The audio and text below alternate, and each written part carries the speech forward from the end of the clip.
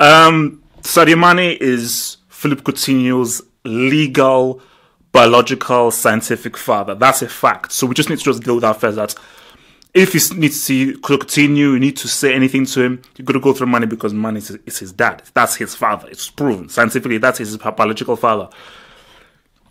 This is a raw reaction because there's a lot to say about this. So I'm going to do a longer, a more in-depth post-match analysis about this because there are many, many things that need to be said about this game. So this is just raw reactions. I apologize if I miss out on anything. Both of these defenses are crap.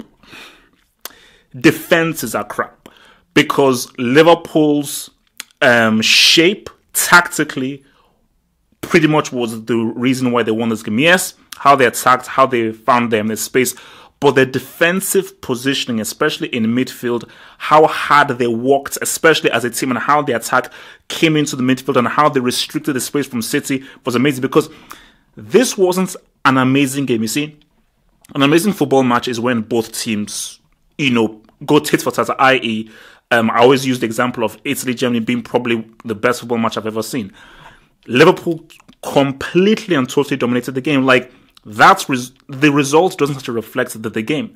Because the 3 goals that Liverpool conceded were the dumbest, weirdest, softest goals that you would ever see. But for pretty much the entire game, Liverpool were the dominant team. They controlled the ball. They had the more chances. They totally ripped City open. City never, ever had a chance where they dominated the game. And that's why you just got to look at Klopp. It seemed as if Klopp really studied City's passing game. Because City's passing game is sort of similar to Liverpool's in a sense. So Klopp was like, no, I know how you pass, I know how you find space, I know how you do your triangles, and I'm going to make sure that we work really well off the ball, we're smart off the ball, we are in the right position at the right time, we double up when we need to double up, we go tight when we need to go tight, we go deep when we need to go deep, and we short out the channels that we know that you always use. And that was amazing. And I think for in City's sense, are they getting tired? 2 things. First thing is that are they getting tired? That's the first thing. They could be getting tired because Pep, bruv, you realize that the brothers they did for a flipping World Cup. You realize that. So you're playing the Cara Black Cup, you're playing Champions League, you're playing Premier League, you're playing FA Cup. It's too much. It's too much. I think because you saw that they were just not as sharp and as quick as they normally are. And you now know why Pep prefers Jesus. Jesus is better off the ball. Aguero is a great striker. He's a superb striker, but Aguero just doesn't have the same smart, intelligent off the ball movement that your boy Gabriel Jesus has. Because Gabriel Jesus is that dude that really knows how to move and how to find space, and I just think that his off the ball movement is excellent. Hence why he gets so many G's. And Aguero was missing from there. He just wasn't as nimble and just wasn't making the right kinds of runs. But look, man, Coutinho, I told people about this.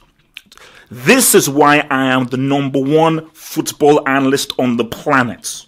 This is why I'm the best at what I do. This is why nobody is better than me. That's just a fact because every time I speak is the truth. I know this game, okay? I have been watching football ever since I came out of the womb, okay? I have owned every management game. I've studied football fully. So when I tell you something, listen to me. Coutinho is a very good player. He was not the be-all and end of Liverpool. Sadio Mane is better than Coutinho. The season has been much more critical. So when people say Coutinho is the ticking thing, he is our linchpin, he's our talisman, without him we can't function, that doesn't make any sense. That doesn't make any sense because Mane is far more dynamic. Salah as an attacking weapon is far more potent. Okay? So if Liverpool actually brought a goalkeeper who knows how to keep, actually defended properly, actually didn't have lapses of concentration, they would probably be giving City a proper run for the money for the Premier League. But that's over right now. But for Liverpool, it was a great game, and I think the worst for Liverpool is that the scoreline did not reflect their domination because they were extremely stupid.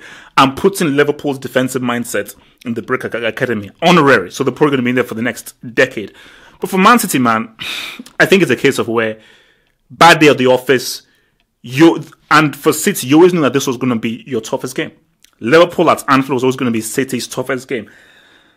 And I just think that they just were not sharp enough. They were not sharp enough in attack. They were not sharp enough with the moving with the ball.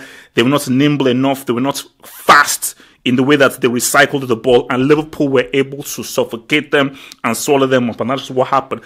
But guys, man, the Premier League is gone. This means nothing for the Premier League. But this just tells me that I still think City at time. City showed amazing character to still get 3Gs, albeit against a complete trash and crack and useless Liverpool defense. But they still got 3Gs. Just shows you how strong their character is. But Wenger is crap. Wenger is useless. Wenger's on his way to Siberia. He's still invincible.